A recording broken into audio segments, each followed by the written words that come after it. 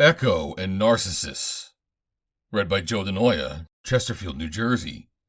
April 26th, 2023. Echo was a beautiful mountain nymph who was a favorite friend of Artemis, the goddess of the hunt, and a special protector of maidens. Echo, friendly and fun-loving, adored talking to her many sisters and friends. Nevertheless, no one ever complained that she talked too much, because Echo was so much fun to be with, and everyone loved her. One of the other nymphs was having a love affair with Zeus, the king of the gods. Often, the couple would meet in a secret glade in the forest, far from the jealous eyes of Hera, Zeus's wife. Echo did not know about the affair, and she did not mind when her friends and sisters asked her to stand guard outside the secret glade.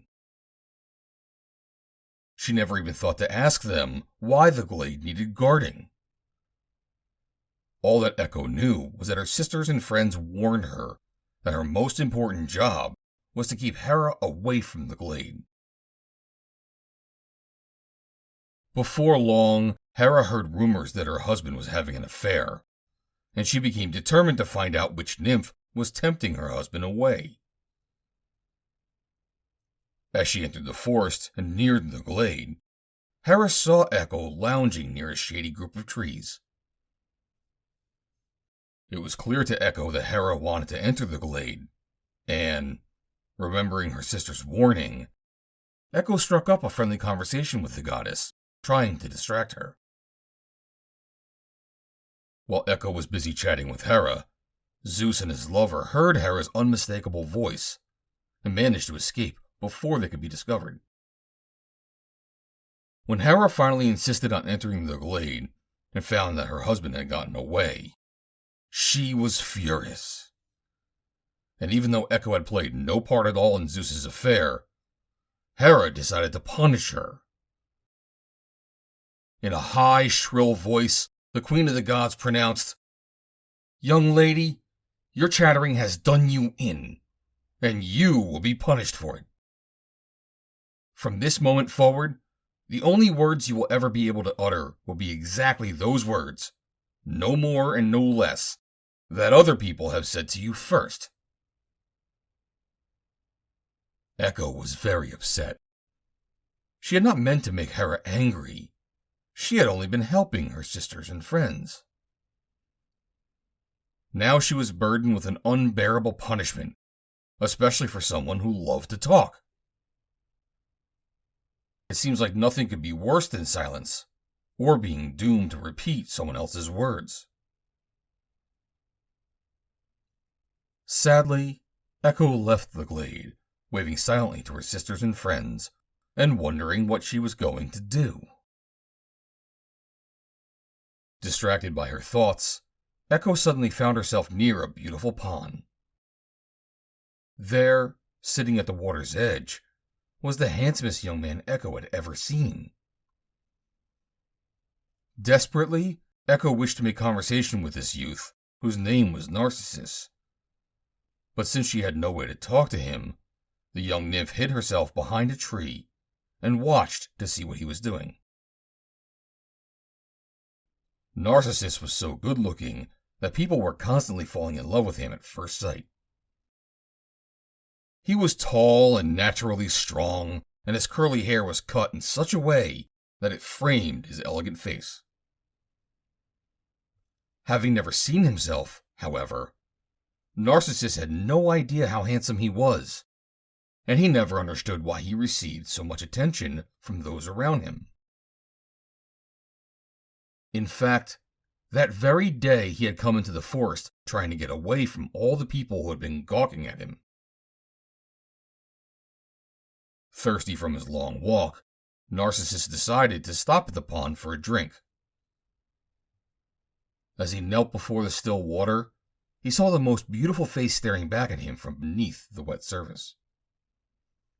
But when he reached down to touch the beautiful person in the water, the face got blurry and quickly disappeared. Narcissus was so saddened at the disappearance of the beautiful water person that he sat back on the bank and cried. A few minutes later, he looked into the pond. There was the beautiful face looking back at him. This time there were sad tears streaming down the handsome face. Narcissus felt sorry for the beautiful water person. He reached into the water to try to comfort him, but once again the water person disappeared. Suddenly, Narcissus heard a rustling in the leaves behind him. He did not know that Echo was hiding nearby, waiting for the chance to attract his attention. Startled and saddened by the disappearance of the beautiful person in the water, Narcissus called out, "Who's there?" In reply, Echo answered, "Who's there?" Since she could only repeat the youth's words, as Hera had commanded her, this was all the conversation she could manage. Echo thought Narcissus was beautiful indeed, and she was beginning to fall in love with him. Ashamed of her inability to speak, however, she remained hidden. Narcissus was surprised to hear his words flung back to him, and he was a little annoyed. Why would anyone be so rude as to repeat the words of someone else? Exasperated, Narcissus turned his attention to the person he saw in the water. Each time Narcissus tried to touch the water, the beautiful person disappeared. Narcissus did not realize that there was no person living beneath the surface of the water, and that he was actually seeing his own reflection. There was only Narcissus sitting on the bank, looking into the pond. As the sun set behind the trees, the youth could no longer see his reflection in the water. Calling out to the person he believed to live under the surface of the pond, Narcissus cried, "Wait! You are so beautiful! I love you!"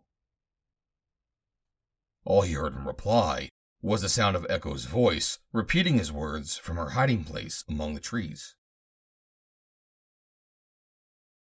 Narcissus had fallen deeply in love with the person he thought he saw in the water, just as Echo had fallen in love with him.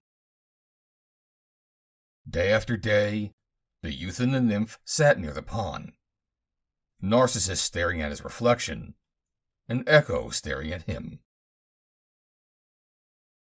Narcissus pined for his appearing and disappearing love, and Echo sat nearby, fist clenched in frustration, wishing she could speak her own thoughts. As time went by, the unhappy lovers forgot to sleep, eat, or drink. So distracted were they by their unfulfilled loves. After some time, Narcissus noticed that the person in the water had grown thin and tired. He did not understand that it was he who was withering away. From her hiding place, Echo could see Narcissus wasting away, but she could not see how equally gaunt she was becoming herself. Day after day, Narcissus became more and more distraught as he sat by the bank of the pond, staring mournfully at the water. One day, overcome with frustration, he called out, "My love, why do you ignore me? Do you not see that I am dying for you?" Hiding in the woods, Echo responded, "My love, why do you ignore me? Do you not see that I am dying for you?" Consumed by his own overwhelming sadness, Narcissus took no notice of the nymph's repetitive answers. He leaned down, clutching at the water, but he could no longer go on. Exhausted, Narcissus died by the water's edge, trying to embrace his mysterious lover. At the moment of his death, the gods took pity on the youth and his misdirected love, and turned him into the flower called the Narcissus. Echo, watching her love transform into a beautiful flower before her eyes, wept silently from her hiding place in the forest. Thus weeping, she died too, leaving only her echoing voice behind. The End of Echo and Narcissus. Read by Joe DeNoia, Chesterfield, New Jersey, April 26, 2023.